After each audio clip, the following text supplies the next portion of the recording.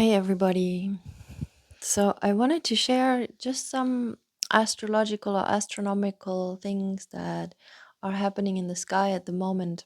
And only a little bit of my interpretation with it. I just wanted to share something and then, also see, like, invite for how that lands for you guys individually, because I think this is so important with astrology that we yeah, also just really tune into what it feels like for ourselves. And so last night I was at an event here in my community, and it was a beautiful, night, and we have very good view onto the night sky here.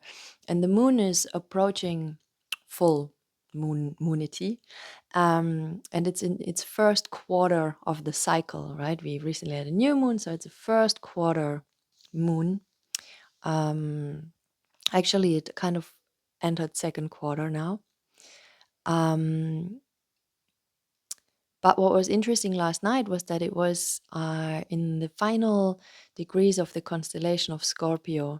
So I'm just loading my chart here, but the internet is really slow, so it's not loading. I'm assuming that the moon is moving into Ophiuchus by now. Um, And that is really interesting. Yeah. So last night I could see it in Scorpio, but not super strongly because the moon is already very bright. So you can't see all the stars around it. I could see some of the major stars of Scorpio, and the moon had already moved further through Scorpio. So I am assuming it's going through Ophiuchus now, or at least within the next few hours, it will enter that constellation.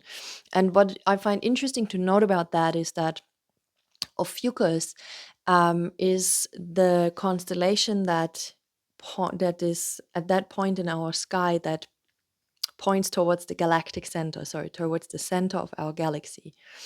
Um, it's a little bit this,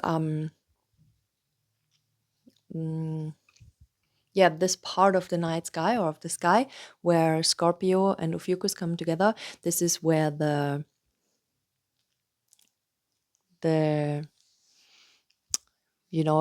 direction is for the center of our galaxy. And I find this really interesting because obviously that's a very strong point. The opposite point of Ophiuchus actually is Orion. And that then points into the other direction of our galaxy, which is more, the vastness and the openness of space.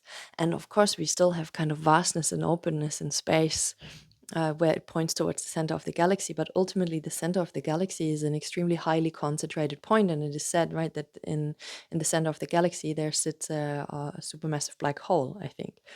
So I think it's a really interesting contemplation when we have this moon currently in this position of the sky, and then on top of that, the new moon and the solar eclipse, therefore, one and a half weeks ago, were happening in the constellation of Leo. And so now the moon being in the constellations that it is in at the moment, it's actually squaring the nodal axis. So eclipses, lunar and solar eclipses, happen when the new moon and the full moon fall onto the moon's nodes. I'm gonna explain something about the moon's nodes in another video maybe. But this means that we actually have solar and lunar eclipses every 6 months approximately, because this is when when the new moon and the full moon move over the the moon's nodes. Oh my god!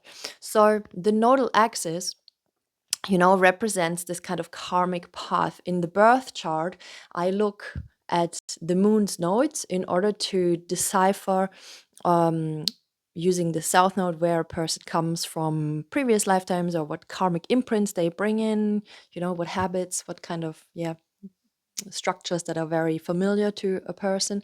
And the north node represents what we are evolving towards to, or what potential, what we're here to learn.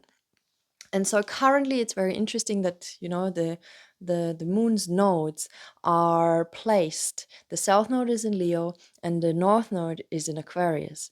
So as I just said, the new moon 1.5 weeks ago, and therefore the solar eclipse, were happening in the constellation of Leo. The full moon and the lunar eclipse, in approximately a week or so, are going to be taking place in the constellation of Aquarius, if I'm correct. Yeah.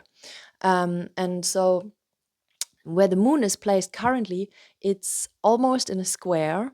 It was in a square. It's moving out of that square to the nodal axis.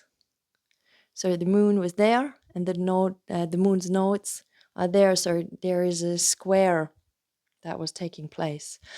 And what I want to say about this is that I just think that this brings a really interesting and intensified energy once again to this whole eclipse season. That the moon was actually squaring in this point of the sky that's pointing to the galactic center itself. Um, and you can contemplate this for yourself, what this might mean, but it's a kind of strong placement, we could say. If the moon is squaring the node's axis, and it's doing that while it's pointing towards the galactic center, where the energy is more highly concentrated. So the galactic center, or at this point of the sky, Scorpio and Ophiuchus, if the moon is in there, or if anything is in there, usually it has to do with very deep transformation and alchemy and healing and insight. And with the eclipse season, I personally really have this impression that it's really highlighting potentially some places inside of ourselves that we have not really seen before, that maybe then do feel familiar. It's like, wow, how could I not see this before? Or we have seen it before, but just didn't like fully allow it to be illuminated. But this could potentially be, for some of us, an experience with this current eclipse season. Yeah, that's happening. Because I think it's a very, very strong light that might be getting shed into our cells and souls and bodies. So yeah, that's what I wanted to share on the current astronomical happenings. And if you'd like to book a reading, you can reach out. I do birth chart readings with a little bit of transits, like current transits. And yeah, that's it. Have a good day.